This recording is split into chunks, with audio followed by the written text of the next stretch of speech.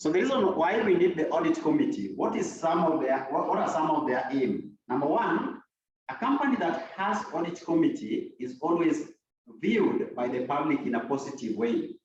Even you, when you are going to invest somewhere, and then you know that audit committee is there, they act as the watchdog. So in most cases, they will actually give confidence in the eyes of the management. So you can say that one of the objectives is to increase public confidence, to increase public confidence.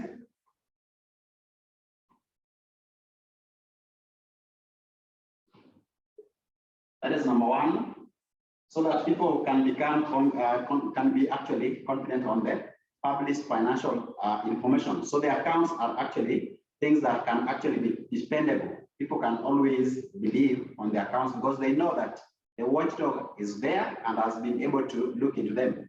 Number two, another objective is, of course, to be able to strengthen the independence position channels of their communication and coordination.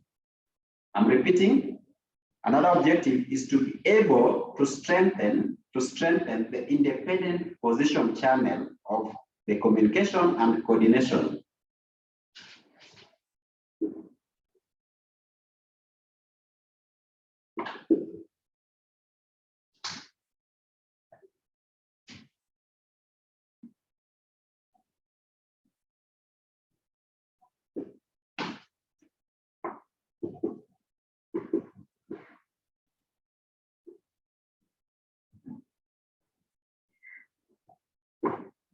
So one of the independent channels that needs to be strengthened is the way you pass information from the findings. For example, internal audit. Internal audit department, they actually rely on the audit committee to give them that kind of independence. They can always coordinate and pass communication that are quite confidential, or they want to remain independent. Those are information that if they were to go through maybe the senior management or probably the CEO, they cannot be passed or acted upon. So for them to be able to strengthen such independence department, the independent position like the internal audit, they strengthen internal audit position to be able to communicate and coordinate effectively. That is one of the reasons why we have them. Certain positions within the organization needs to be independent. So for them to be independent, they need to be always strengthened by the audit committee. The audit committee gives them strength to be able to pass their communications and coordinations appropriately without interference. So that is again, or you could alternatively say that to strengthen functions like internal audit functions to be able to operate effectively, Because they are the ones who form that particular department. And even external auditors are normally selected through audit committee. They have to go through the selection process, and the committee that are actually in charge to give them that kind of maybe appraisal process to be able to select the correct team or the right team is audit committee. Okay, the next point you can say, to assist the full-time directors in meeting their responsibility with regard to the financial reporting. Regarding financial reporting, to assist the full-time directors,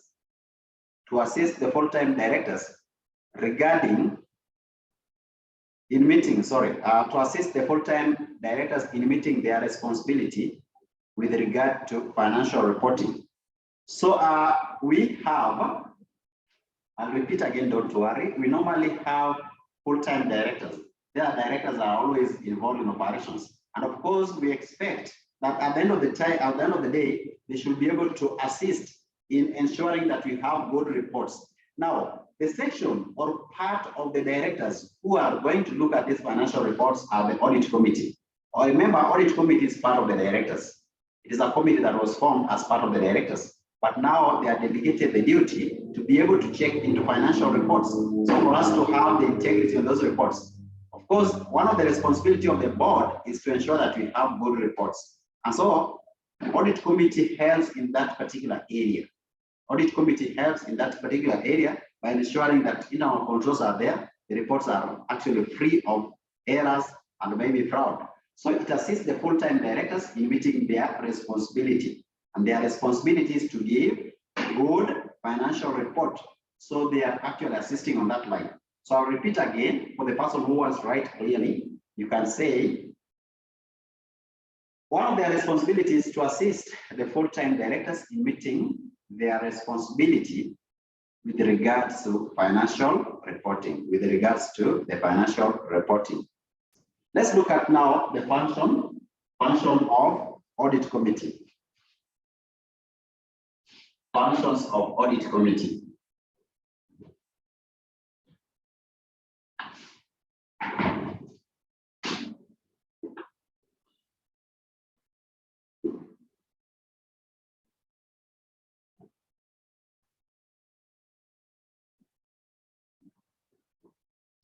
Functions of audit committee. Number one, they help in reviewing internal audit function. They help in reviewing internal audit function. They help in reviewing internal audit function.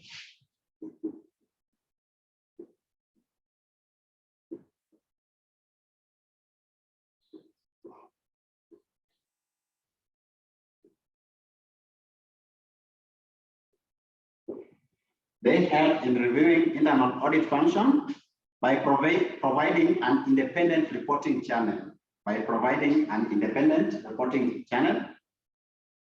So that one, of course, will ensure there's a proper coordination and communication, and of course, some independency.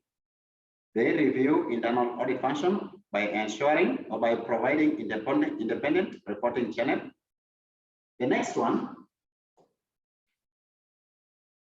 they help to review annual financial reports or annual financial statement before they are presented to the shareholders.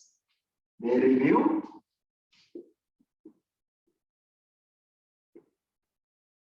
annual financial statement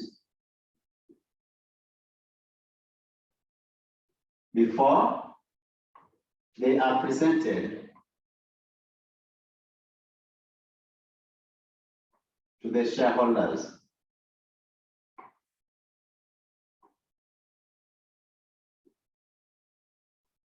They review annual financial reports before they are presented to the shareholders. Number three. They also review the company's internal control system.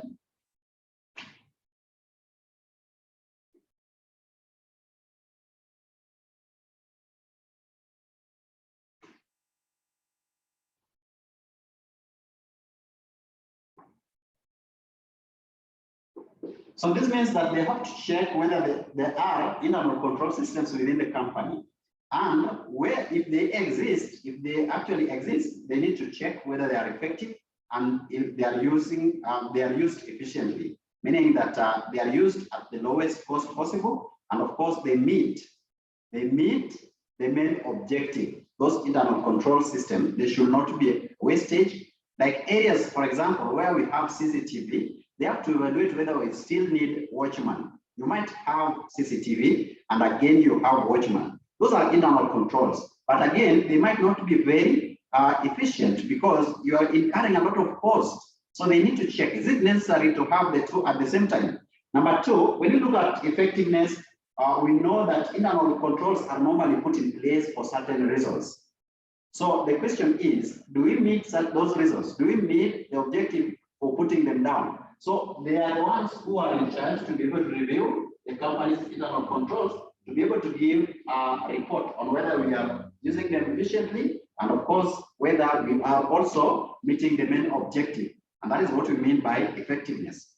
So that is number three, reviewing the company's internal control systems. Then number four, another objectives or functions, another functions of audit committee. Number four is to review the company's accounting policies, review accounting policies and the possible changes that can also be introduced in the accounting standards. Review accounting policies.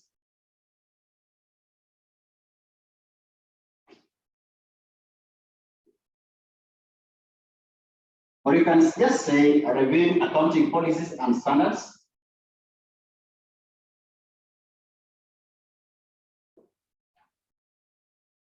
So wherever there is a new standard that has been brought on board, for example, recently we've had some standards like on how to treat leases.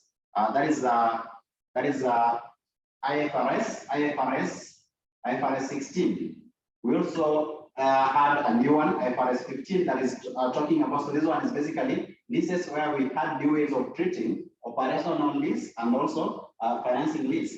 Then we have IFRS 15 that talks about how to account for revenues that are actually generated from contracts, how to recognize revenues from contracts. Now, if there is any change, in accounting policies and standards, then internal audit needs to be actually updated, and they need to ensure that those ones are included in the financials. And of course, where possible, they can also participate in ensuring that the accounting and audit, or we can say finance department and audit departments are trained to be in line or to be competent when it comes to such kind of policies or changes on standards, changes on new standards. So those are areas that they have the responsibility. We can also talk about maybe they also ensure that they review the requirement of corporate governance. They review the requirements of corporate governance. Review the requirements of corporate governance.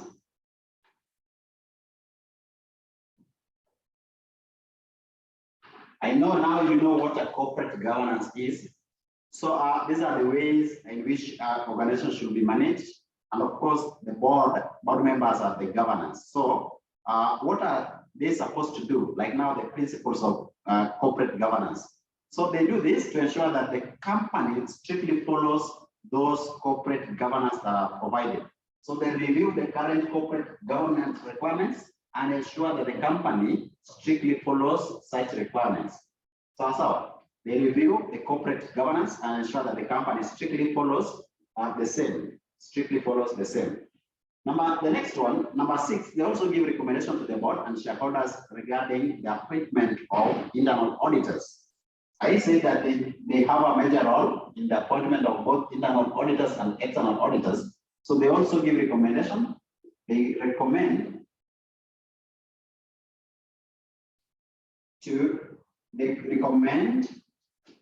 on appointment of internal external auditors.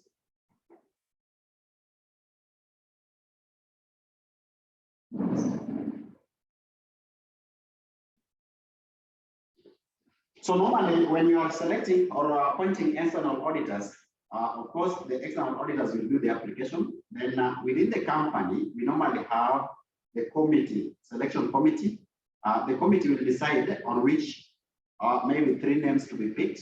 After that, they will forward the same names to internal the audit committee. They will forward the name of the proposed auditors to the audit committee. The audit committee will review or do their evaluation again and then do a recommendation on whether they are the ones who best fit the requirements. So they will forward their names to the full board, and of course, we'll also do recommendation to the shareholders. Remember, most shareholders are illiterate. They don't know matters to do with finance or internal audit. So it is the audit committee that will always recommend for them in the meeting that out of the 3, with us, we feel that this one meets the requirement, because it is them who understand matters that deals with audit and of course finance. I hope we are okay up to there. Any question? Let me see. Maybe somebody is asking something that I've not seen. Any question? So I think if you guys are silent, that shows that there's no question. We can actually proceed. Don't hesitate to ask for clarification where necessary. So let's proceed. So we have talked about the governance. We talked about many recommendations. We can also say that they also report to the board and identify matters with respect of which they consider an action and improvement needs to be taken. So for example, maybe what basically I'm saying is that they also report to the board their findings on the ground during audit. You know, they review the financials, they review everything in the organization. Then they report to the board whatever their findings are, and also suggest on matters that needs to be improved on, areas of improvement. They can always adjust to the advise the board that we think that our policies are actually outdated. Can we make new policies? Or maybe the standards that we're using now are actually outdated. Maybe you can even change the system. So they can always report to the board on matters that needs adjustment, and they feel that those matters can actually help to improve the performance of the company. So they will always report.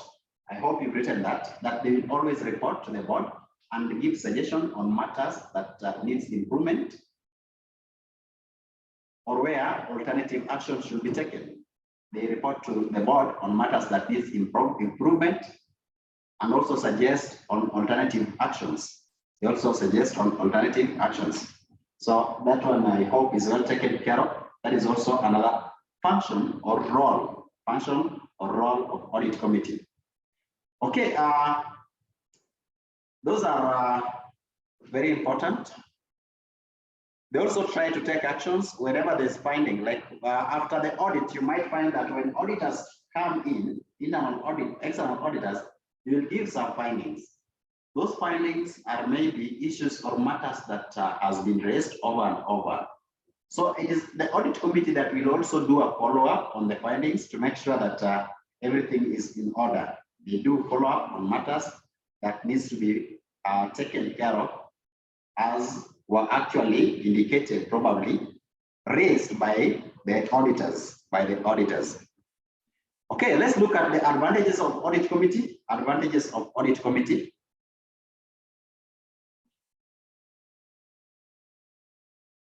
Advantages of audit committee.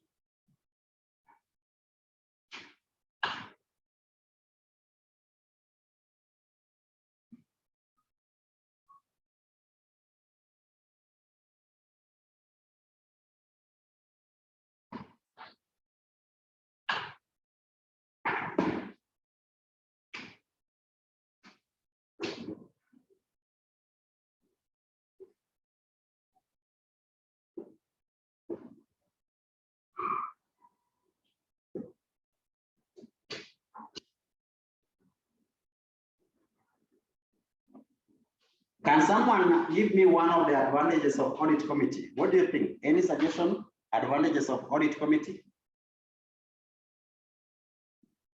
Just one or two?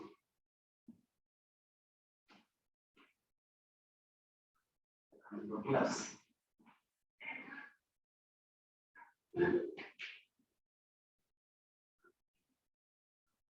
Yes, yes.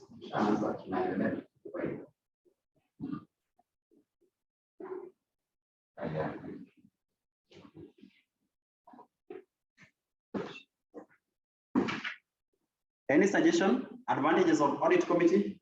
Why do you think it's good to have audit committee?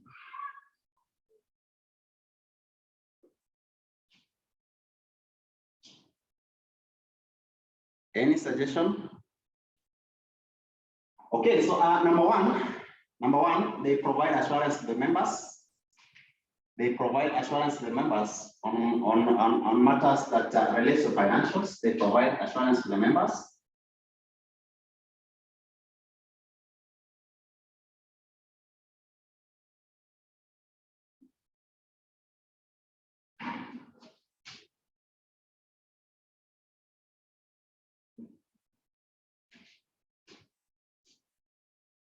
They provide assurance to the members on matters that relate to their duties.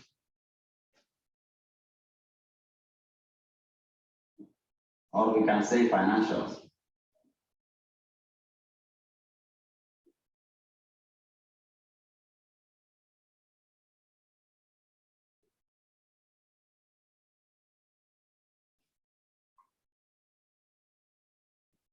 They provide assurance to the members on matters that relate to financial information. That is very important. So that is one. Number two, they also improve the independence of external auditors. Their presence improves independent,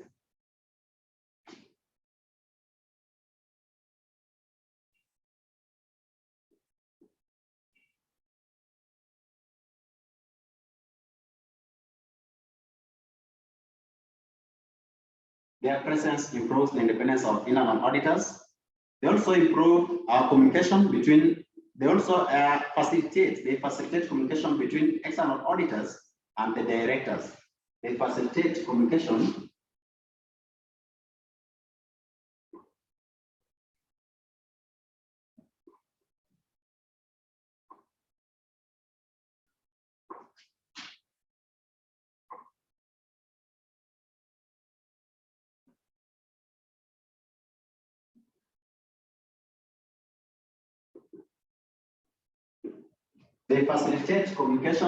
between external auditors and the directors. They communicate, they help to improve in terms of communication. That is another one. Any other person, maybe somebody has given me suggestion, let me check. They help, what did you say? Errors and fraud are detected at an early stage.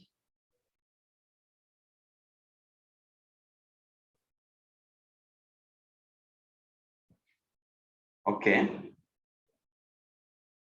So you're saying that they may help in detecting errors and fraud at an early stage. That is true. Where they are actually, because they are supervisors. So when they come and inspect the books, sometimes they can be able to see errors that could actually have gone without being detected. So they also help, they might help in detecting errors and frauds at early stage. They also help in improving the credibility of financial statement.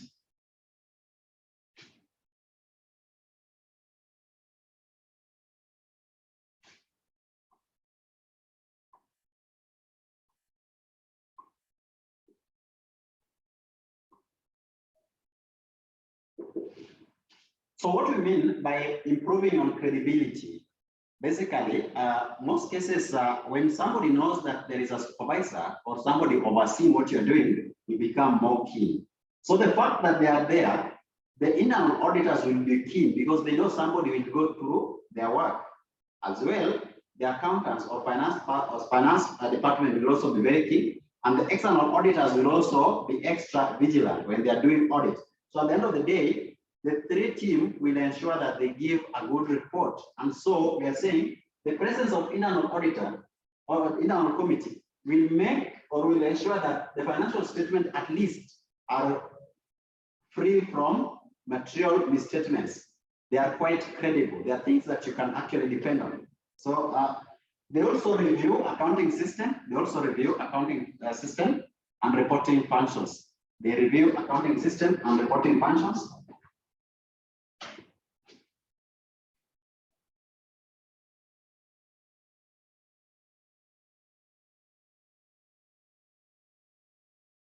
Or you can just say reporting framework.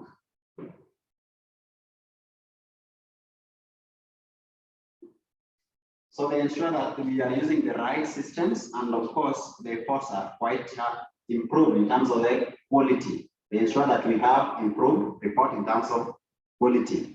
The last one we can say, you gave us that they help in identification of errors and fraud at early stage, identification of fraud and error at an early stage.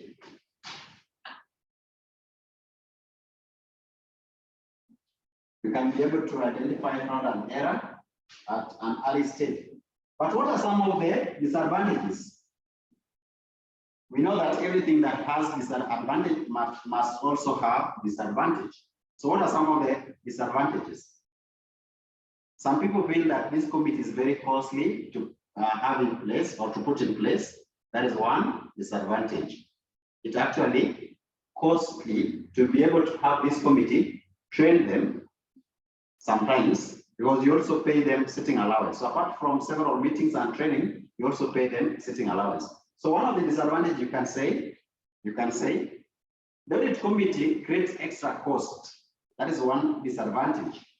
it creates extra cost to the company since they have to be trained and paid sitting allowance. They have to be trained and paid sitting allowance. So they actually make the company incur extra cost. Number two,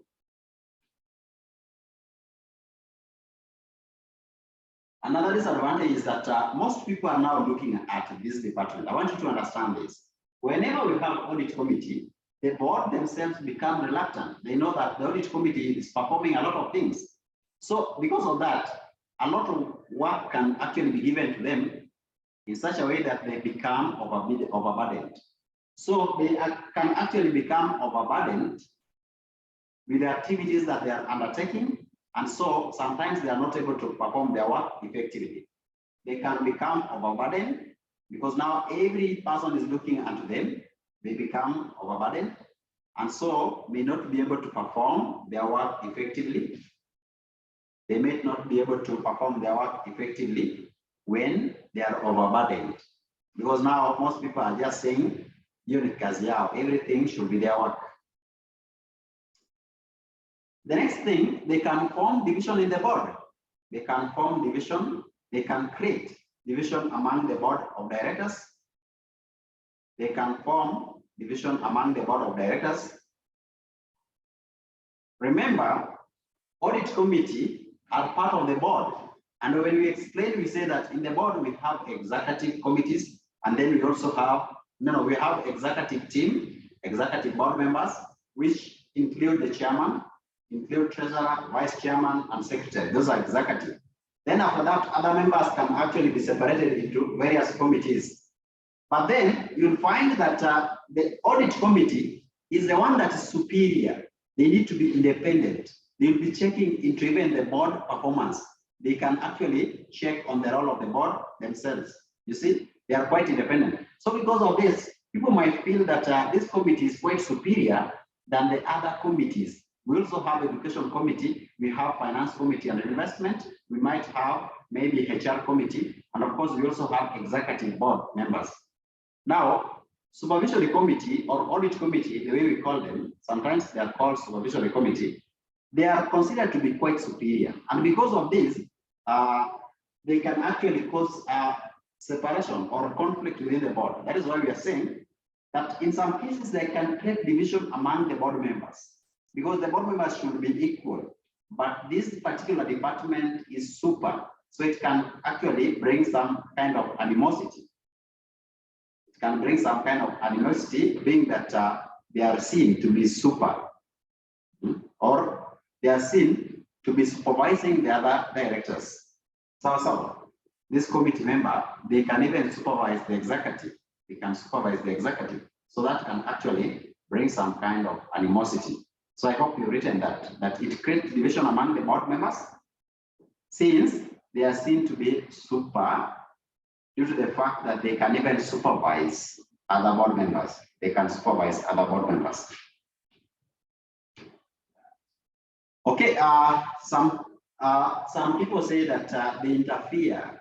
There's a feeling that they interfere with the board members or the executive, because in Kiswahili tunasema wanaingilia kazi ya wenyewe. So they interfere because they always intrude into other people's activities. So that one, again, the board members could be so reluctant that they don't want to make some decision or perform some duties because they say that they are being interfered with by the supervisory committee.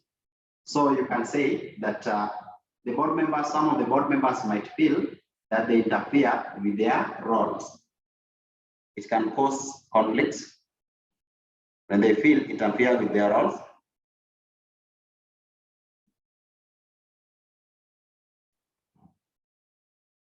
Okay, that is noted.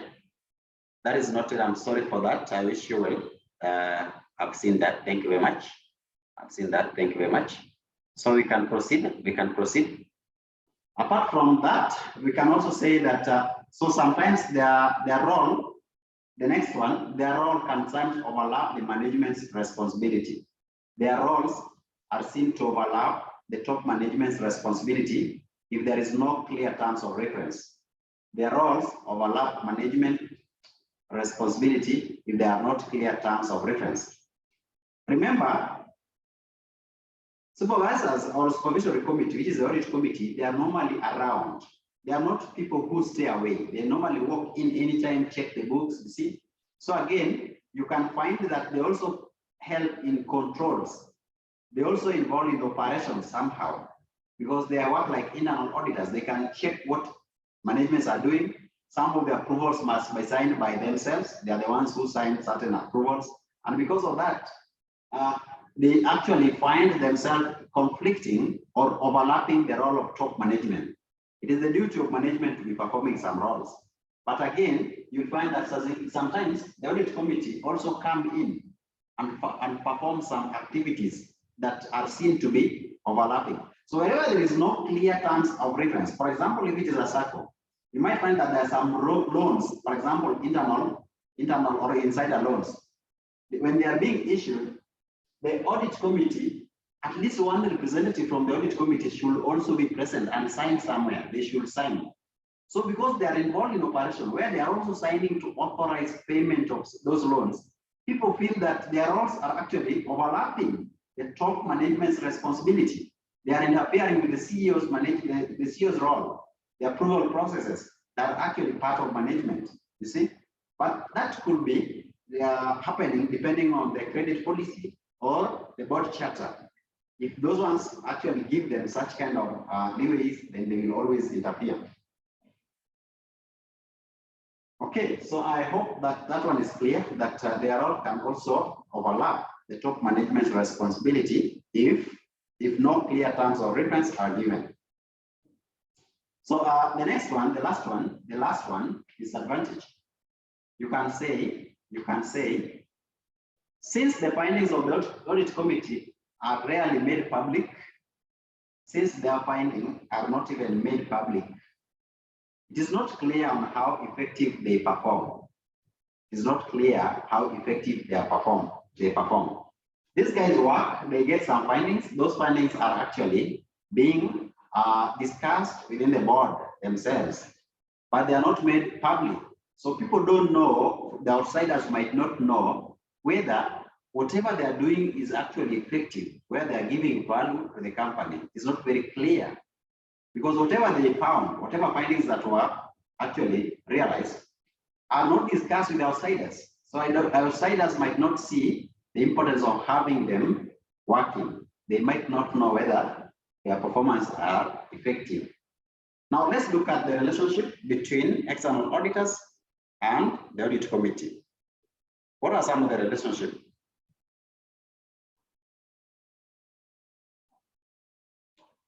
So we know that audit committee, they perform a serious role in the selection process of the internal external auditors. They are also involved and they advise.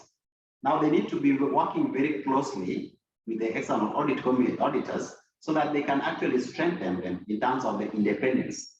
They are the channel through which the external auditors report when they want to communicate any of their findings to the board. They do that through audit committee. And because of that, even the findings, they will always discuss with the audit committee. So number one, the issues that might be discussed are number one, the content of management letter. Now we are looking at where do they meet? The management, the audit committee, and the external auditors. Where is the common bond? What unites them? Number one, when they're discussing the content of management letter. When they are discussing the content of management letter and ensuring that the recommendations on improvement are actually implemented. So management letter has certain recommendations that the external auditors will prefer that they need to be implemented, especially to improve in terms of internal control system. Number two, they also come in to ensure or guarantee independence of the external audit department or external audit, to ensure independence of external audit. So that one, at that level, they also come in together, they meet to ensure independence of the external audit. They also come in at the time of appointment of internal audit functions or external audit functions. They also meet there. They also come in during appointment of internal audit function, the appointment and creation of internal audit function, as well as external audit function. They also review the resources and the capacity of the internal audit function. They review the capacity. They review the capacity of external audit function. No, internal audit function, sorry. They review the capacity. So meaning that it is the responsibility of the internal of the audit committee to ensure that that department is created. Once the department has been created for internal audit, they ensure that they are actually funded and they have been given enough resources in terms of human capital, training, and of course, something like maybe system and computers to use. So they will review the effectiveness of this particular department and check on their capacity to be able to perform the laid down assignments. They review their capacity to ensure that they are able to perform the laid down or agreed upon assignments. So those are the relationship between external auditors, or basically auditors, and the audit committee. Any question up to there?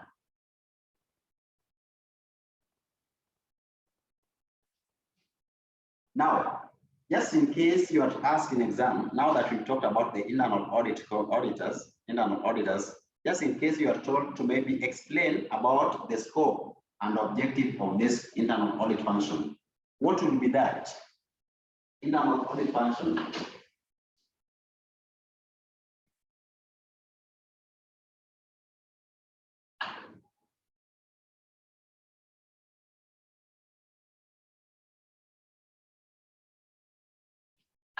So just write scope and objective of internal audit function.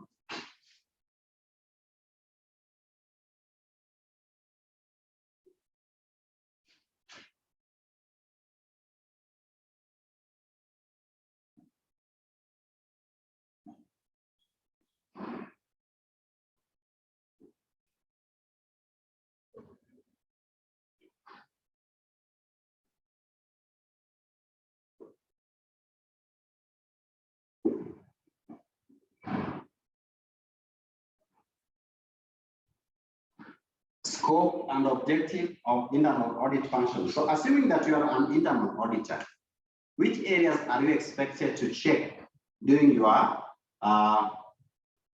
time, or when in the course of your duty? What are some of the areas that you need to check? Those are the scope. So number one of the areas that as internal auditor you need to be very keen on is about the accounting system and internal controls. Accounting and internal control system. You need to review accounting and internal control system.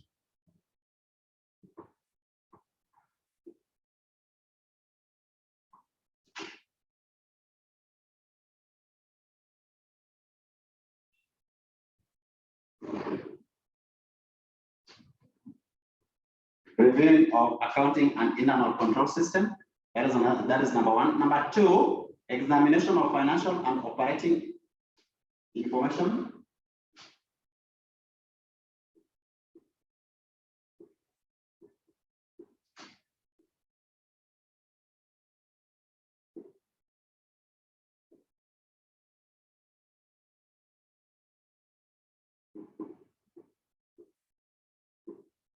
So you need to examine the information that relates to financials and also operations, right? Like the procedures that we use when carrying out our duties. You need to check the operational procedures, the accounting procedures.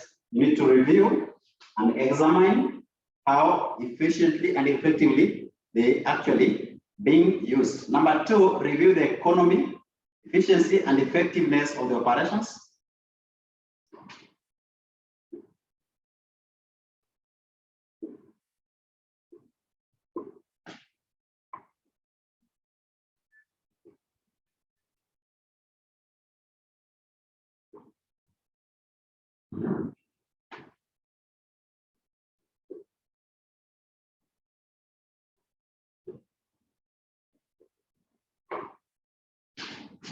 Review of the economy. You need to ensure that the operations are actually economical, they are effective and efficient. Review of the economy, efficiency, and effectiveness of the operations, including non-financial controls that are put in place.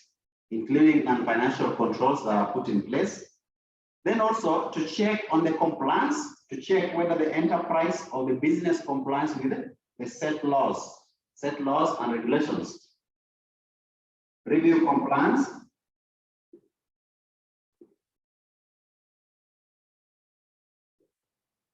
With laws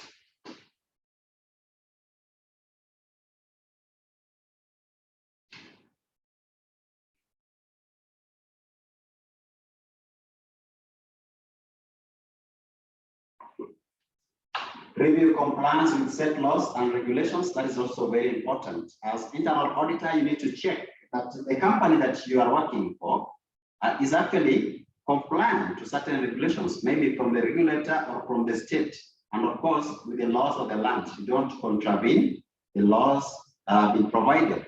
So that is a function of internal auditor. That is the scope or function of internal auditor. You can also say that is part of the functions of internal auditor. Okay. They also check compliance with management policies, and internal controls.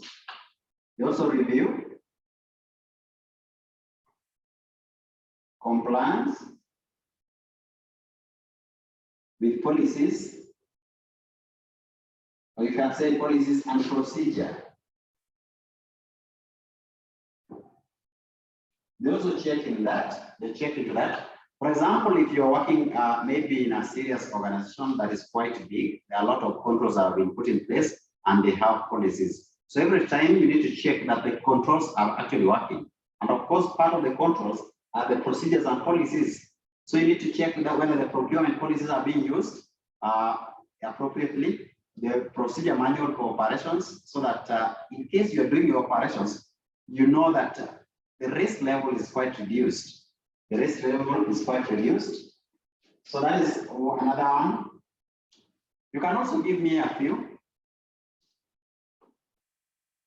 They also perform independent investigation on matters on the affairs of the company. For example, whenever there is suspected fraud, they can also be called to come and investigate. So they carry out independent investigation on matters or affairs of the company. Independent investigation.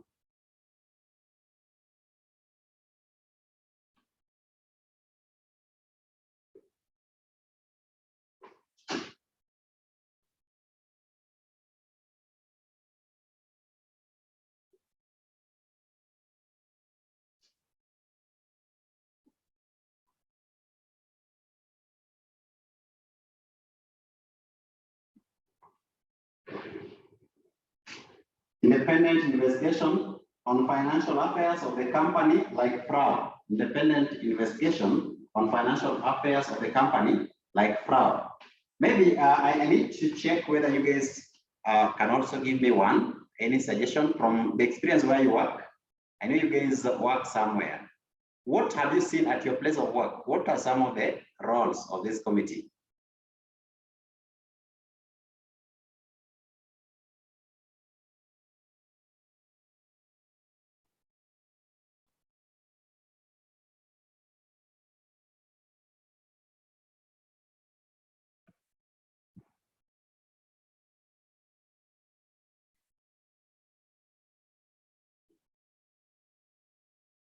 What are some of the roles? We are looking at the scope and objective of internal audit function. Scope and objective of internal audit function. So I'm asking, what are some of the objectives or roles that you've seen that are laid upon internal audit function? What are some of their functions? Abdallah, number one, we have talked about reviewing internal controls. Number two, examining financial and operating information. whether they are correct. Number 3, reviewing economy, effectiveness, and efficiency of the operations. Number 4, checking on compliance with the set laws and regulations. Compliance with the set laws and regulations. Number 5, reviewing compliance with policies and procedures.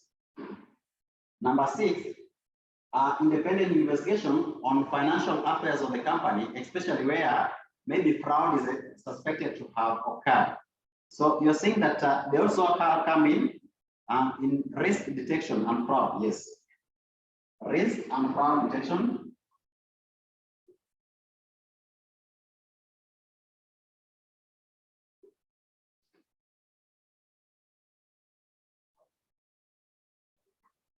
In fact, when you talk about this, under risk and fraud, they have a serious function. One of them is to identify the risk.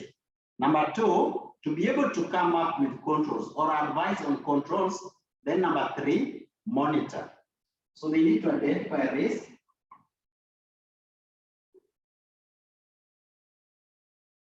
then check on controls, and then monitor whether those controls are working. So that is about risk management and of course errors and fraud. So they come in hand. They need to identify the risk that can occur.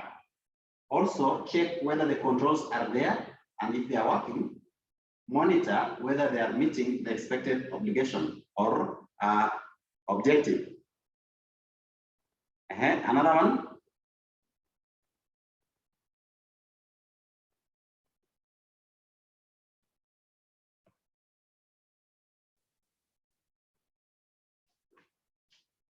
Any other?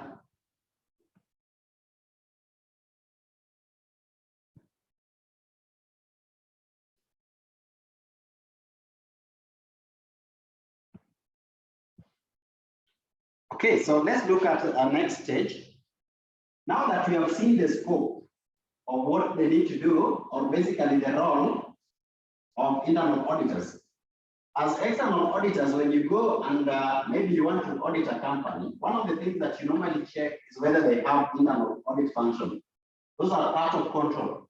When you are testing controls in a company, one of the things that you need to check and start with is whether do they have internal audit department. Internal audit department. If you realize that they don't have internal audit department, my brother or my sister, I can assure you that you have a lot of work to do.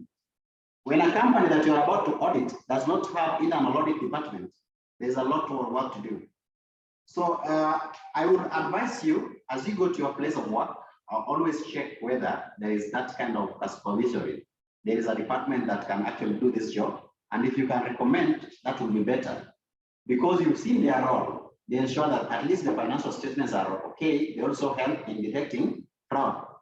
Now, in case the auditor, the external auditor, has confirmed that there is presence of internal audit function, one thing that you will do is to evaluate whether it is good to rely on his report, because that will make his work easier. So the external auditor might need to rely on the work of internal auditor. For example, the reports, the findings. A good example, if maybe there was an issue that has been raised, when you look at the internal audit report, there is an issue that was raised. Remember, this person is an insider, so he's able to know a lot of things that are happening. Kama kuna kitu aliona na raise that issue, then that is the picking point. That is where you are going to start from as external auditor, right? For example, there's a fraud that was happening and that was noticed or not noticed by internal auditor. Then as an external auditor, you have an advantage. Somebody has already detected fraud for you.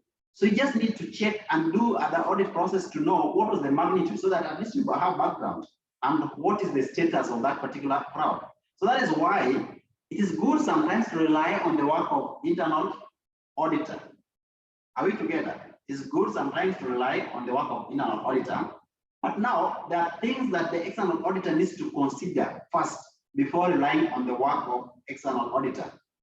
In exam, they can ask you the factors to consider before relying on the work of internal auditor, or they can actually ask you what are the evaluation criteria that the external auditor needs to perform to ensure that it is reliable to use the work of internal auditor. Are we together? So some of the things that the external auditor needs to consider before relying on the works of internal auditor are the ones that we are going to discuss. So factors to consider or evaluation criteria.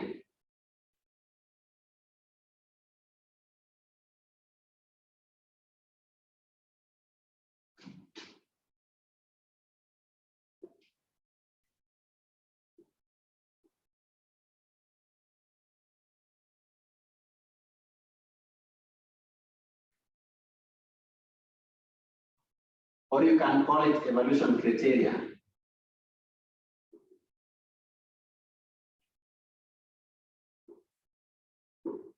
Evaluation criteria. Those are factors to consider, factors to be considered by external auditor before relying on the work of internal auditor. Number one, you look at the organization status or independence. Independent, you can call it independence or level of independence. Or you can say organizational status, organizational status.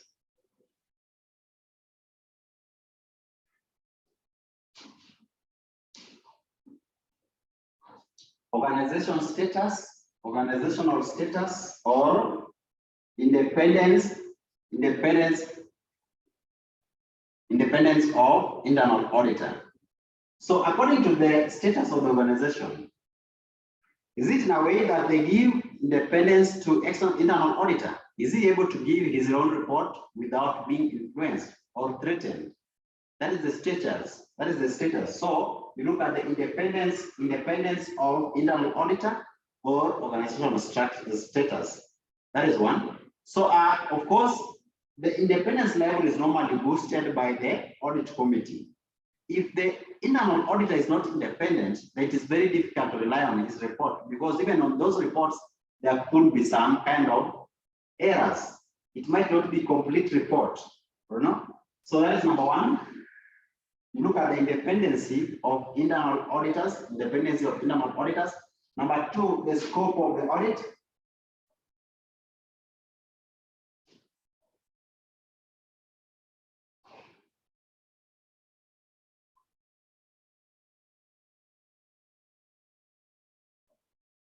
Scope of the internal audit function.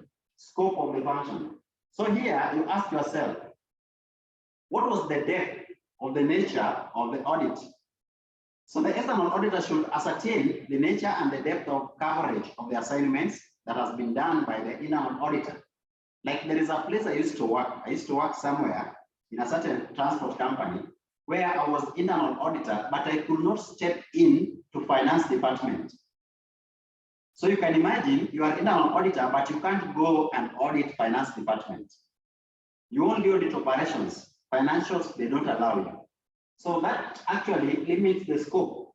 And whenever the scope is limited, you cannot be able to give good report. You don't even know anything about financial position of the company.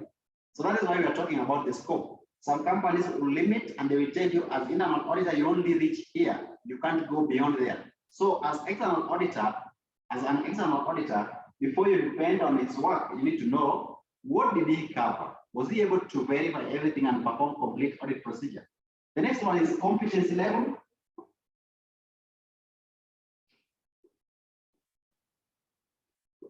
This is about the skills and experience, of the internal auditor. Of course, some of the works that they do are the same. For example, the procedure to detect the procedure to detect fraud and errors, that is the same. Yeah. Looking at the internal control systems, that is quite the same. But now the question is, do they have the right competency, the competence level of internal auditor? Is he having the right skills that you can be able to rely on him?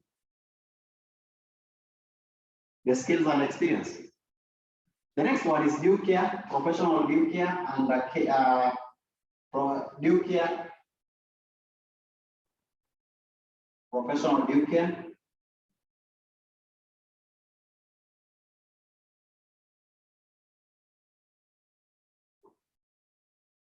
I talked about this over lunch hour class, and I said that professional due care is just all about minding about the effect or the results of your work. So as an internal auditor, you need to be very skeptical and avoid negligence, so that at least you know that there will not be much repercussion after you've given your report. So here, the external auditor should ascertain whether the internal audit work appears to be properly planned, reviewed, and documented to reduce some risk. So this exercise of due care is evidenced by the extent of adequate audit manuals and, of course, working papers and programs. So as external auditor, you need to be able to check whether they have the right working program. Internal auditors normally have work plan. Now, if you don't have work plan, then it means that sometimes you might not be able to perform your work properly. So before you depend on this particular report, check whether they have a work plan or audit program, and those work plans or audits that they are performed, they can actually be supported. The report they are giving can actually be supported.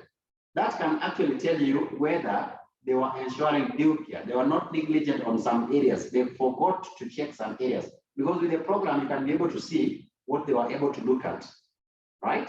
Audit program will be able to show you what areas did they cover, and if is there anything that was left undone. So that can actually tell you that they have reduced the level of, they have ensured some due care. They have reduced negligence. The possibility of negligence is actually reduced. Okay, the next one is the nature of audit report.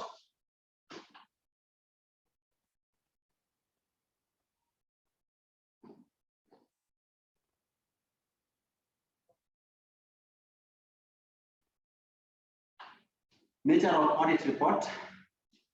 Nature of audit report. So the audit report should actually be supported by with the working papers. So the external auditor should ensure that the audit that has been given is of quality and can actually be depended upon.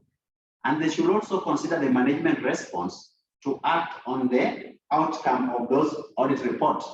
So the external auditor should check that whatever finding that came out from the internal auditor's work were actually considered by management and some action were taken. So with that, he can actually know where to start from.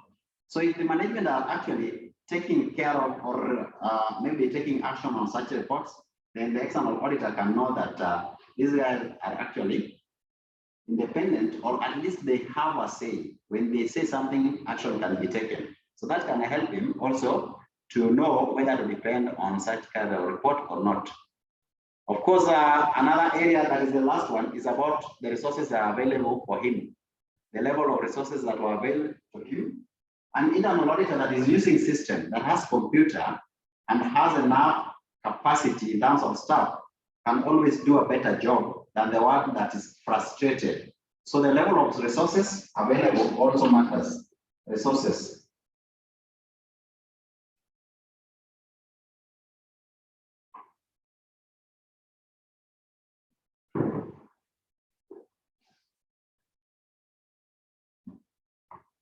So the resources available to internal auditor in terms of the working materials, right? We have computers, we have machines, we have system or software. We also have human being like staff. They have enough capacity. So if they have enough and competent staffs, they also have machines or computers that they're using and the system that can always generate reports. Then you can actually depend on his work. So let's look at the benefits to the external auditor when using the work of internal audit. What are some of the benefits? Now that you know the factors that you need to consider before you write on their report, on the internal audit report, what are some of the benefits that can come as a result of using the work of internal auditor? So you can say benefits to the external auditor when using the internal audit work.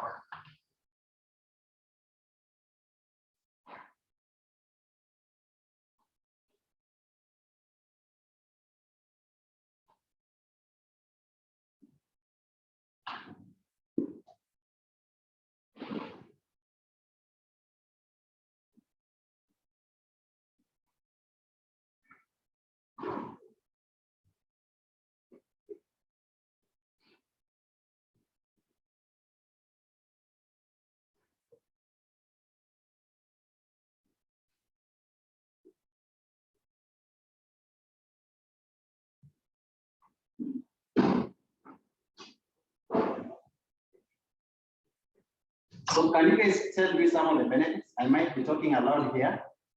I want to see whether you are active. I'm a melala. Can somebody tell me one of the benefits that you think as internal auditor you can get? Yes, thank you very much. Somebody gave me skills, technical expertise, that is good, competencies. So what are some of the benefits that can come as a result of using external audit work? Benefits to the external auditor.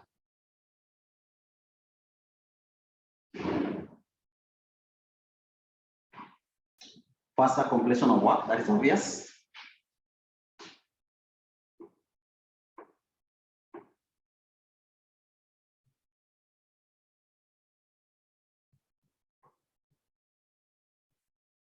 Faster completion of work, that is obvious. Number 2. Other benefits.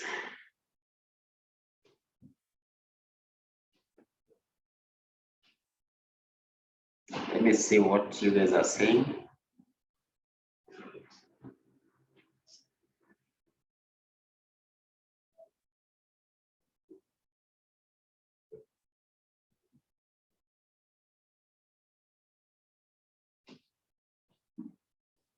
Another one is that the internal auditor will always, internal auditors can actually be able to pinpoint where the weaknesses are.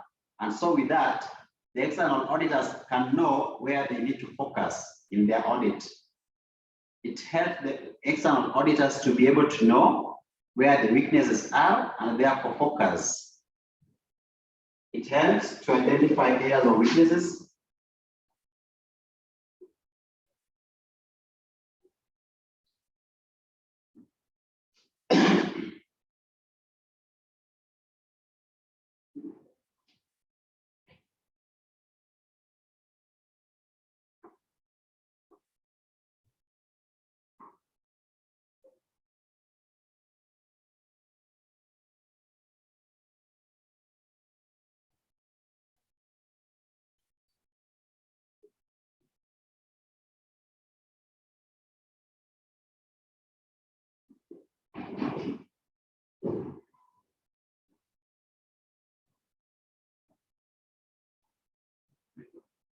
So I'm basically saying that through the work of internal auditor, the external auditor can be able to identify areas of weaknesses, and therefore they are able to know where to intensify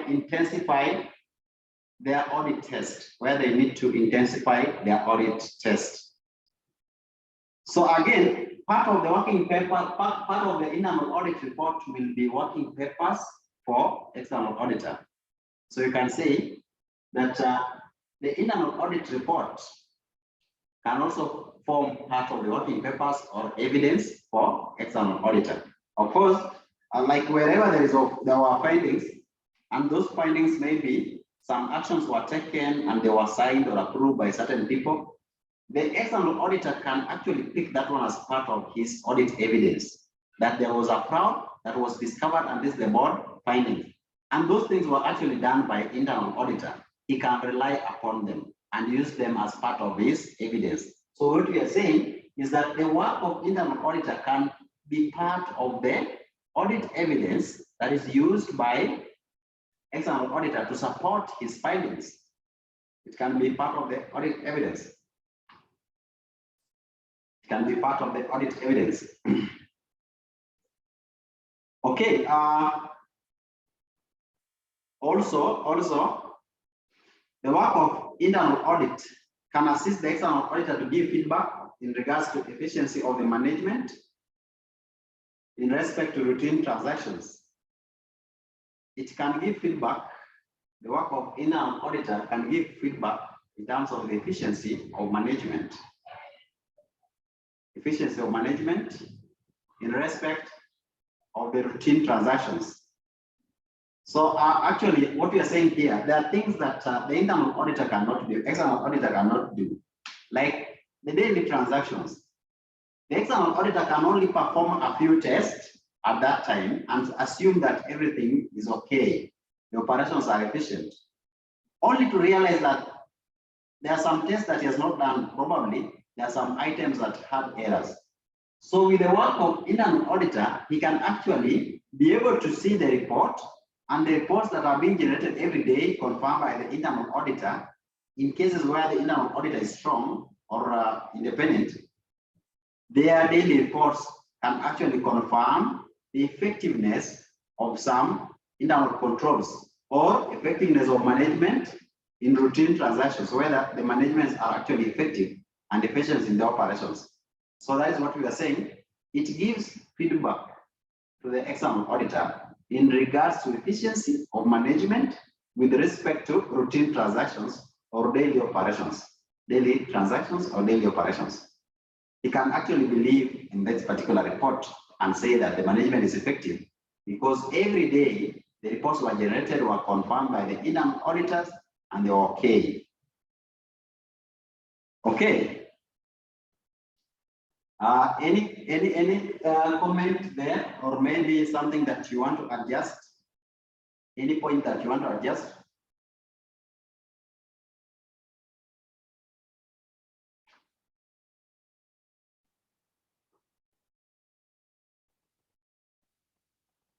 Internal auditors also can be able to explain to technical operation issues to the external auditor, so that external auditor can understand better. Remember, as an external auditor, when you go to work somewhere, you are not understanding their system, their area, nature of operation. So you should be working closer with the internal auditor, asking him questions. How do you normally do this? What happens when you do this? So with that, they are actually explaining technical operation issues and controls that the external auditor might now need to understand better.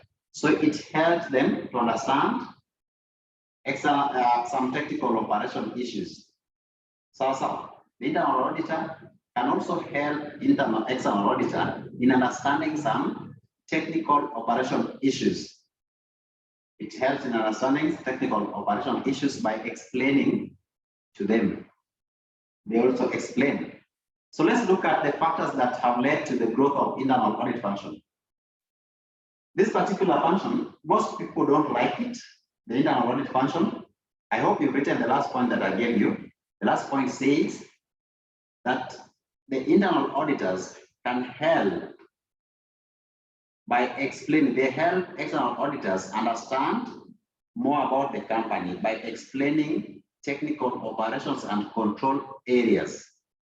They explain technical operations and control areas, and with that, external auditors can easily understand more about the company. They can be able to understand the company that they are auditing. Those are visitors, they don't know, so they need to be explained for. So I'm saying the next area, this particular work of internal audit function is sometimes not very favorable to most people. They don't see the importance. However, of late, there are a lot of need or recent growth in terms of internal audit function. Most people now want to accommodate this particular department. They want to bring this particular department on board.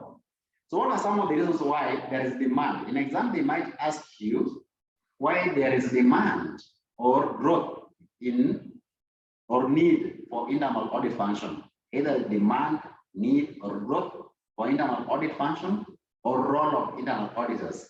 So what are some of the factors that have led to growth of internal audit function? So you can write like that, factors that have led .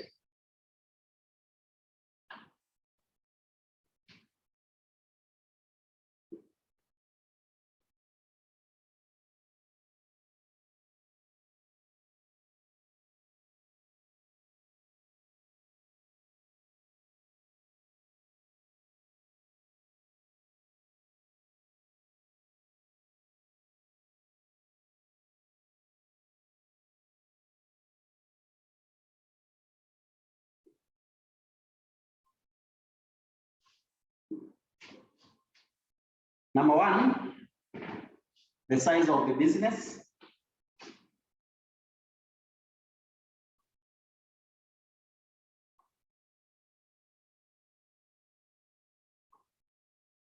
Number two, complexity of the operations.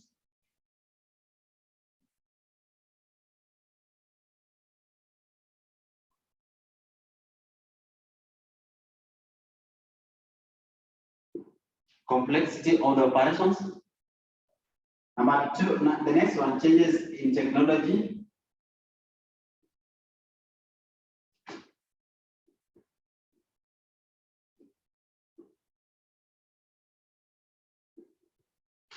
Changes in technology, competition,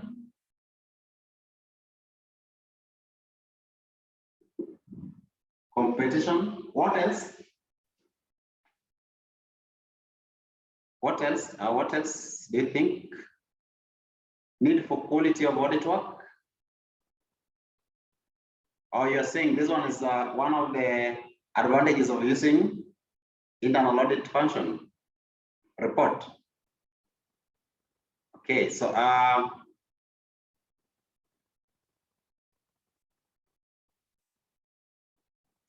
we are saying some of the reasons why there are growth in demand for internal audit function. Number 1 is because of the size of the business. The business has expanded. You know, when you have a small business, you can always control because you can see who does what, and all the reports are given to you. As a director, you can always be able to see everything, right? If it is a small business. But what about the business that has branches? Can you be able to oversee everything and get the operation report and be able to synthesize those reports and drive meaning out of them, then take action on time? It is very complicated to be able to do that. So you might have this department that can help you to supervise on your behalf. And so in an audit department has been created to be able to supervise and give report that is already summarized to the management or maybe the owner. Number 2, we are talking about the changes in the complexity of the operations. There are some operations that are so complex that even the owner doesn't understand because of the changes that are coming in. There are changes that come in the middle. In the middle, changes come in, and now it needs experts. Of course, you can be doing a business, but you are just an engineer who started construction company. Now, when you are doing construction company, you don't know anything to do with accounts. So the operations has changed where we have new standards of recognizing revenues from contracts. These are things that you don't understand. So we are saying now that the operation is becoming complex and even the standards are also coming in, you need somebody who is quite efficient and conversant with that area. And that is basically internal auditors. They need to check that you are compliant with everything. You know, when though the cooperation has become complicated, things are still going on well. And of course, another one is changing technology. Right now, we are doing a lot of online businesses where payments are done online, marketing online, and risk are involved whenever things are being done online. You are talking to a customer that you've not even seen, but you want to trust this particular customer and even make payment, right? And because of the risks that are involved, some of these things might not be cannot be understandable to the business owners. They cannot understand them. They cannot be able to even foresee such kind of risk. They cannot even be able to do their surveys or research and know what happens on the other side of the competitors' environment or field. So we need somebody who is quite up to date with the technology, can be able to even detect such kind of errors, like such kind of maybe losses that could come as a result of cybercrime, technological issues, complexity in terms of maybe developing system, you know, use of system audits. Mingi too, because of the changes in technology, things are becoming complicated, right? From the way we operate, everything is now being done using a system. And as the owner of the business, we might not understand everything. We need somebody who can help us break down the information that we are getting. So that is in an auditor. Of course, competition is also there. So most companies now survive on efficiency. Under competition, companies now survive in terms of efficiency and strong internal controls. You might be very good in marketing. You might be very good in production. But the revenues that you are bringing in, you are actually losing them as well. So we need competition. We need to be always ahead in terms of the efficient production, and of course, ensuring that we have strong internal controls. So because of the competition, in terms of efficiency and profitability, we need somebody who can actually oversee the operations, who is the watchdog to ensure that every loophole has been sealed.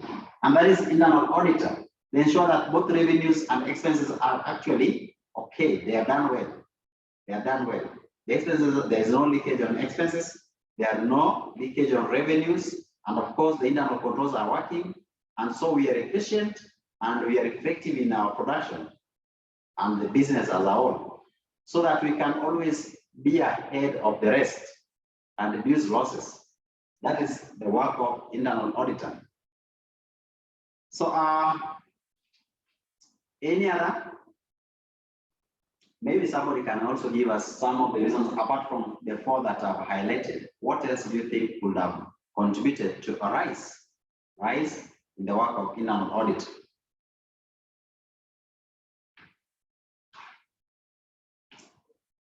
Somebody was telling me that the mergers and acquisition has also become rampant. Mergers and acquisition has become rampant.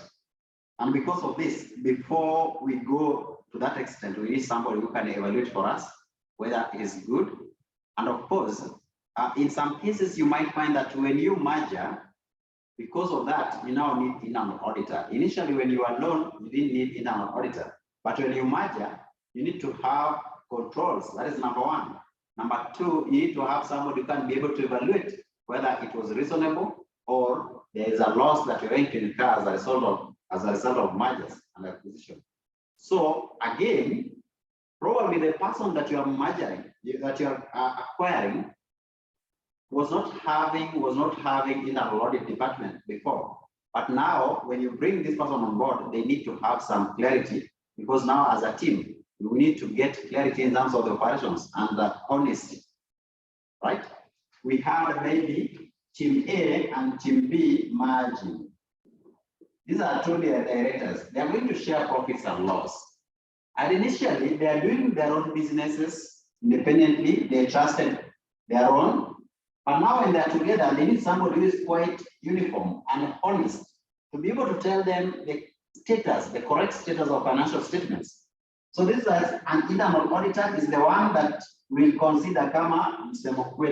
This is the only honest person that can come in and tell us that these are the correct things that are being done without conflict. Because if I'm doing my sole proprietor or a small business where I'm the head, I can always operate and I trust my staff, I trust myself. But whenever we now come in together, we now need somebody who can be able to tell us that avoid conflicts. These are the things, these are the truth, these are the real financial statements, these are the controls that we have, this is what we need to do, so they become like an expert in terms of operations, so that we leave that work to them. We focus on strategies on how to do more business and leave for them the operations. So the recent increase in mergers and acquisition has also caused demand for internal audit function. So up to there, let me check if there is any question or any comment. Risk of operations, yeah, the risk has also gone up. So risk and increase in fraud. That is also another reason. Today, there are a lot of frauds are happening. And so internal audit function is also very keen to be checking on some of the loopholes that can actually let the fraud happen. That is true. That is true.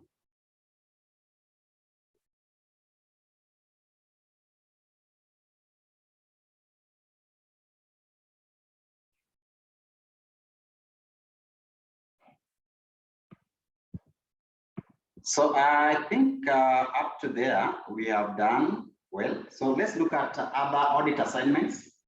Other audit assignments that are quite examinable, like one I've seen today in one of the past papers. Other audit related assignments that can be done. The first one is called value for money audit, VFM.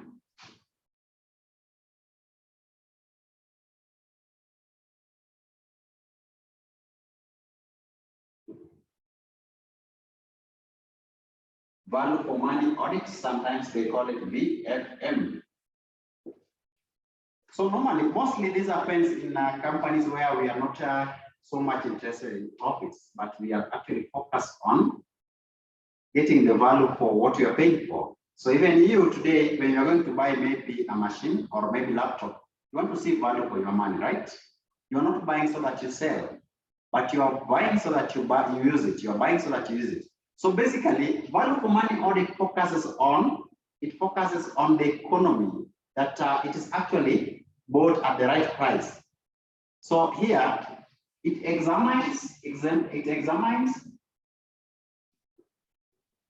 economy, efficiency, and effectiveness. Those are what we call three E's audit, right? When you are checking value for money audit, for example, in parastatals, we are looking at economy. The process of buying whatever you are buying should not be involve a lot of waste. It should be economical, the lowest price possible, right? The lowest price possible. And of course, when you bring it on board, the other running costs should also be at the least level. That is efficiency. We should not actually incur a lot of cost because we brought that project. So again, effectiveness, checking whether you are meeting the objective.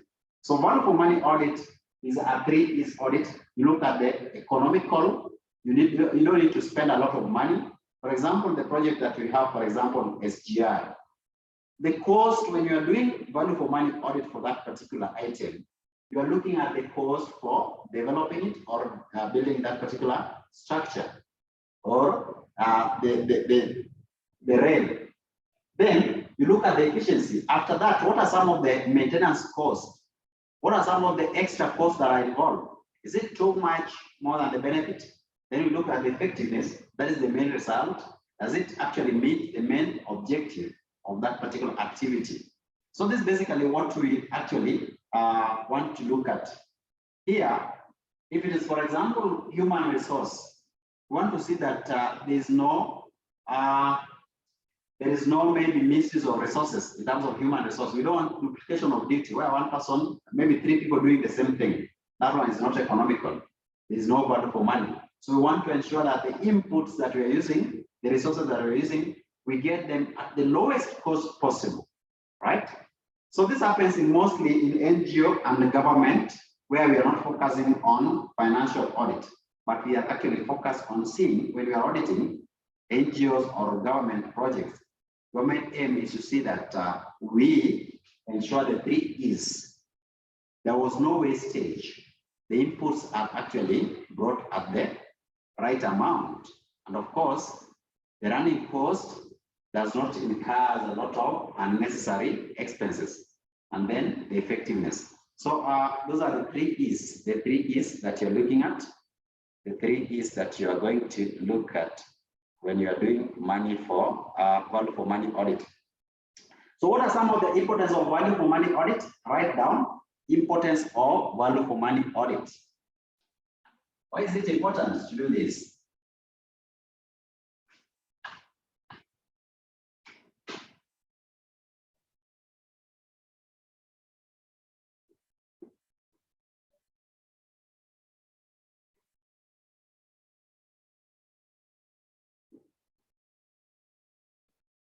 Why is it important?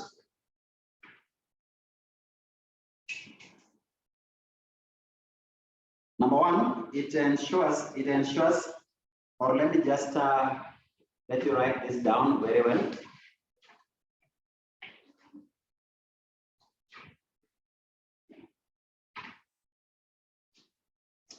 So you can say, value for money audit is important in public sector in ensuring there is economy.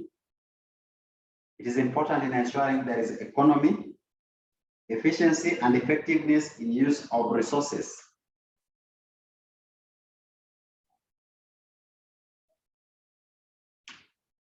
Na kama hujaelewa mahali unasema, if you didn't get somewhere very well, you say, yeah. You just say with confidence, you don't fear anything.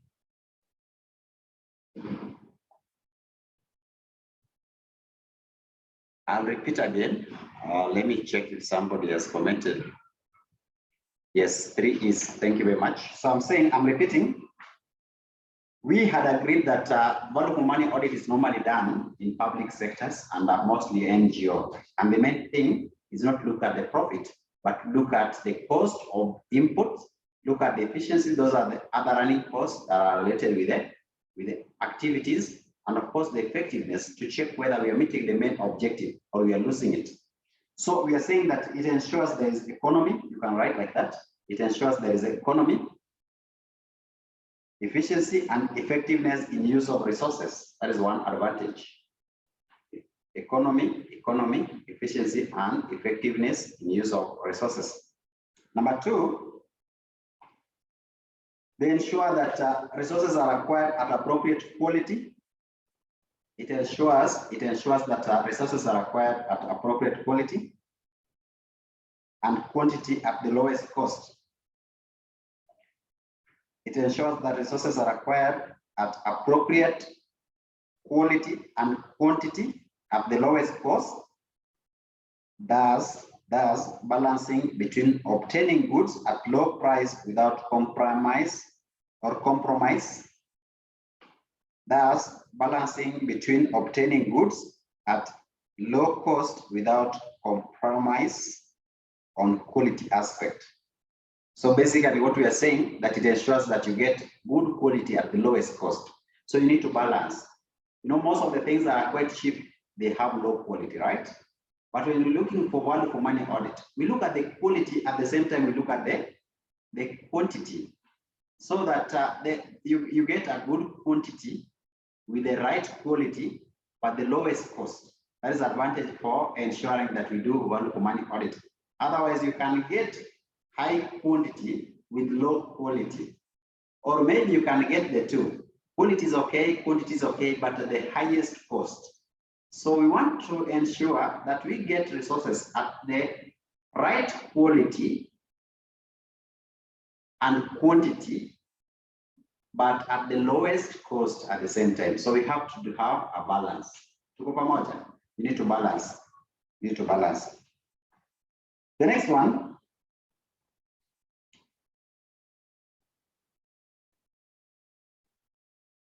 The next one, when we talk about efficiency, in terms of efficiency, just write, in terms of efficiency,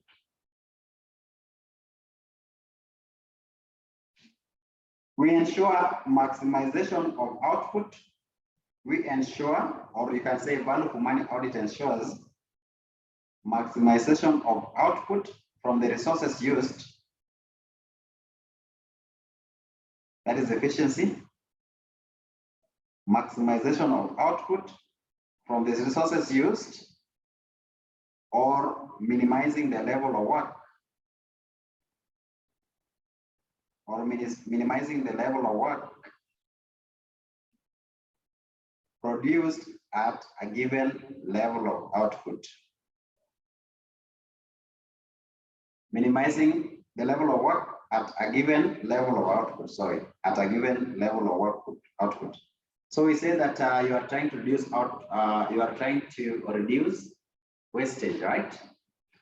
You are trying to reduce wastage by efficiency. So at that level, we are saying that you need to maximize the level of output, and at the same time reduce the amount of work that is involved, or otherwise resources that are involved. At the same level, you should be able to use the minimum resources, because that will result to expenses. So you maximize the output from the resources that are available and ensure that you minimize the amount of work at that given level of output. Effectiveness ensures that the output from a given activity achieves the desired result. Effectiveness ensures when you are looking at the effectiveness audit, it ensures that the output from a given activity achieves the desired results.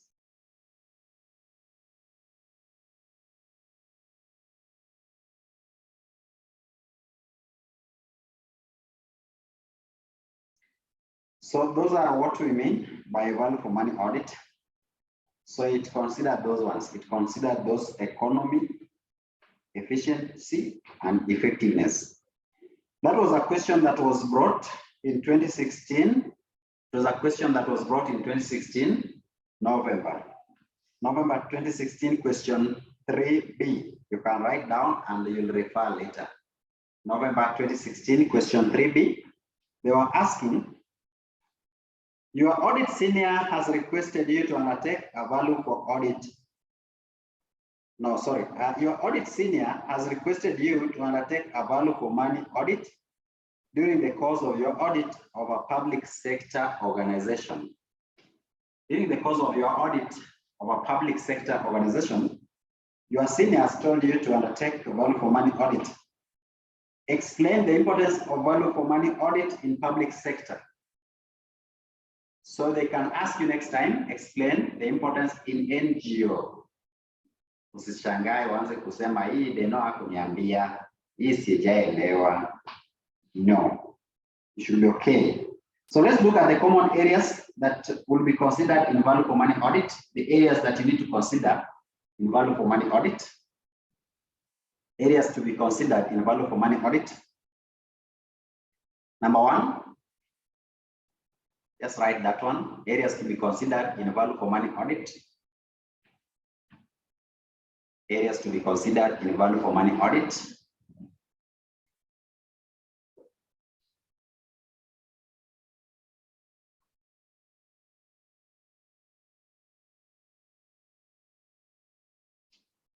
Areas to be considered. Areas to be considered for money, value for money audit. The common areas. Number one, system of budgeting. Of course, we want to reduce the cost of inputs. So number one, you look at the way they are budgeting. Number one, system of budgeting, controlling revenue and capital expenditure. So you look at the control of revenue so that we don't have spillage. Look at the way we are budgeting, we don't exaggerate. And of course, capital expenditure. So in those areas, if you don't take value for money audit goals, then of course you will not be able to achieve the objective. So we are looking at the budgeting, controlling revenue and capital expenditure, and other incomes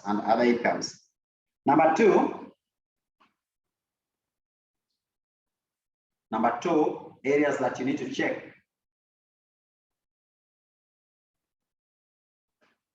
Somebody has given me some points here that can help. Let me see.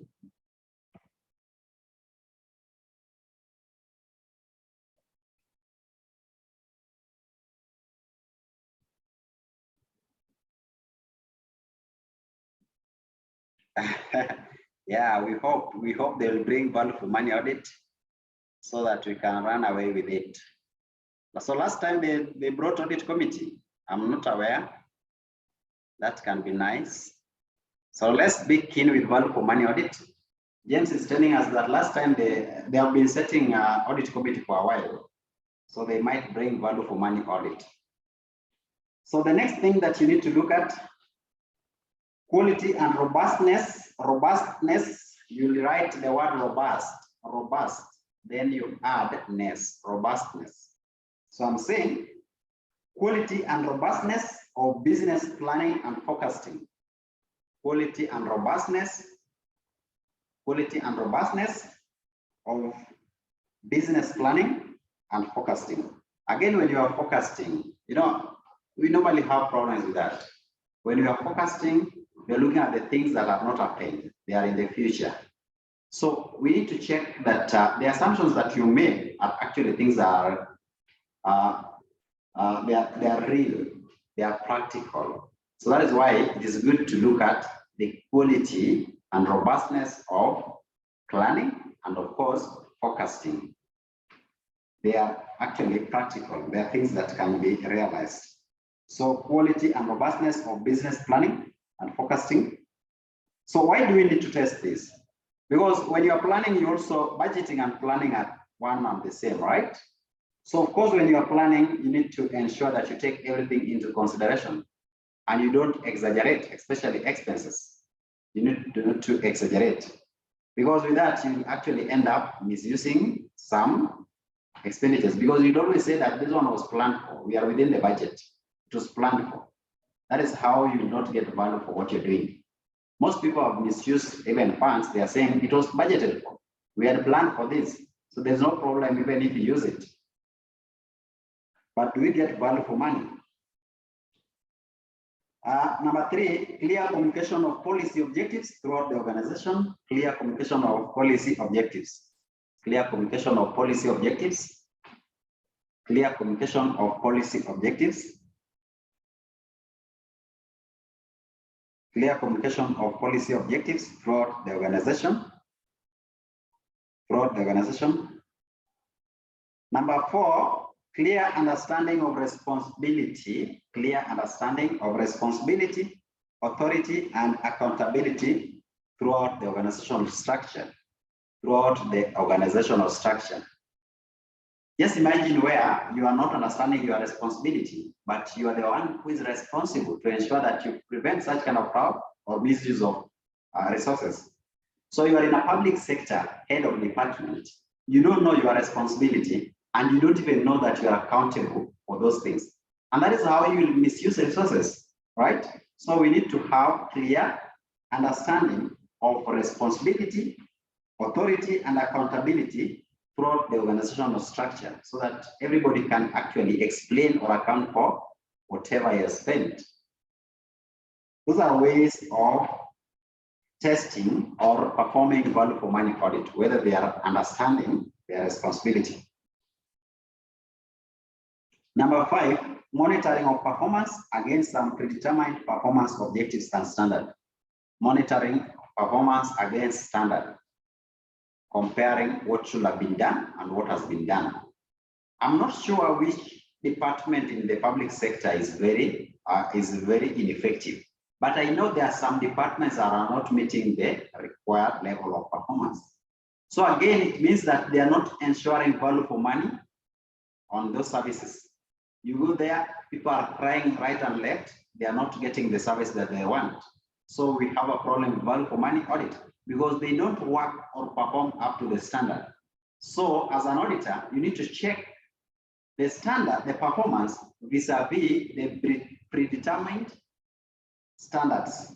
The performance, so I'm repeating again, monitoring of performance against some predetermined performance objective or standard. Monitoring of performance against some predetermined performance objectives and standards, right? So that when you realize that they are below the standard, you know there was no value for money there. Hatukupata value for money. We have lost. Ndio. We have lost.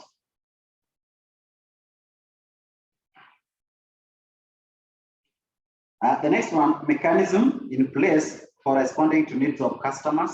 You need to check when you're doing audit, you need to check whether they have mechanism in place. They have put in place mechanism to be able to respond to the needs of customers. Whether the customers themselves are comfortable and getting value for money. So you need to check whether there is in place mechanism to be able to respond to the needs of customers. The next one, monitoring of large tendering for capital, service, and supply contracts. In government especially, you need to monitor the tendering process, large tendering process. Monitoring of large tendering for capital, service, and supply contracts. Monitoring of large tendering for capital, service, and supply contracts. That is very key. There will be a loss of money. There will be loss of money there. You need to check. The next one, personal management. You need to check on personnel management. Personnel management. This is where we can also have ghost workers who do not add value. So you need to check at the personnel management. including recruitment, training, rewarding, and motivation. You need to check that as an auditor. Look at the personnel management, including recruitment, training, rewarding, and motivation. The last one, management, no, this second last, proper management of assets to ensure that they contribute to the efficiency of operations. Proper management of public assets, proper management of public assets. I know this happens in most cases where somebody is using public money or public motor vehicle for campaigns. So we are not getting value for our money. Or maybe you bought something, government actually purchased something, but it's being used for a different personal need or use. We are looking at the value for money, so we need to check proper management of assets to ensure that they contribute to the operations efficiently,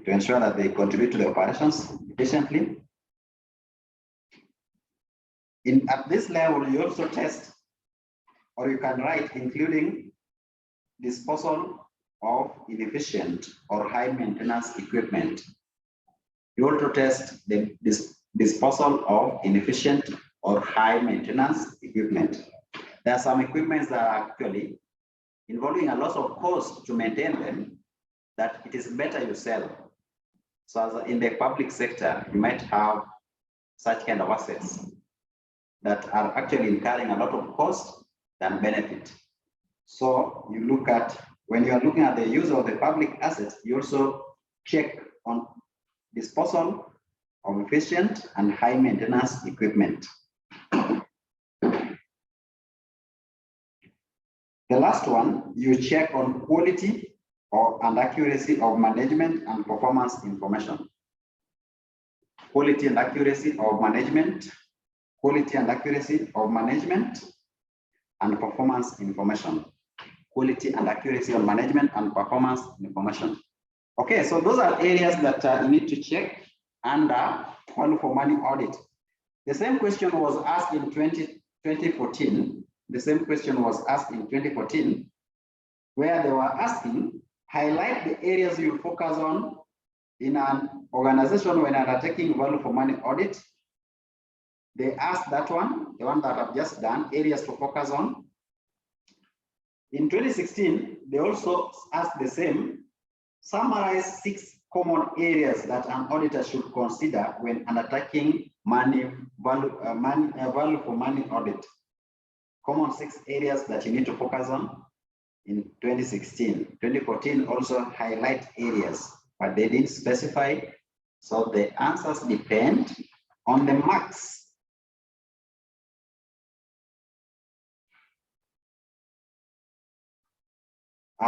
On the areas that we've covered again, the last one, then we just close. In 2014, they were asking, 2014, December, question 3. One of the requirements of corporate governance is to set up a qualified and independent audit committee. That is the question. It's saying, one of the requirements of corporate governance is to set up a qualified and independent audit committee. With reference to the above requirement, justify the need for setting up an audit committee within the organization. What are some of the need for setting up audit committee? Basically, they are asking you about the objective or role of audit committee. Ukisikia hiyo ni kama njugu, si ndio? They are asking, at one of the requirements of corporate governance is to set up a qualified and independent audit committee. Full stop. With reference to the above statement, justify the need for setting up an audit committee within an organization. Why do we need audit committee? So we talked about this. Some of them they give recommendation in terms of recruitment of external auditors. They also help in fixing the audit fees and the approval of those payments. They help in reviewing annual financial statements.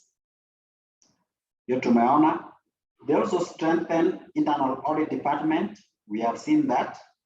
They also help in identifying some errors earlier the way we were told by our friend, to be able to identify some frauds and errors, mapema, that one we've been told.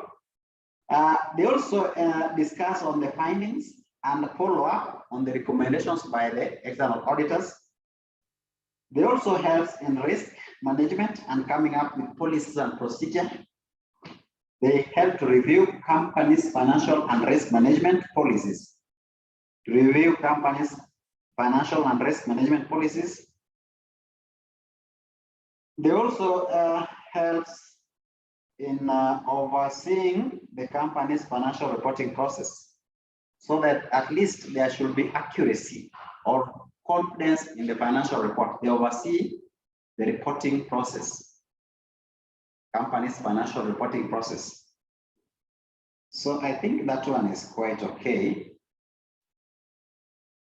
That area is quite okay. In our next class, I told you this topic was quite wide, but we are revising as we go. So I'm happy for that.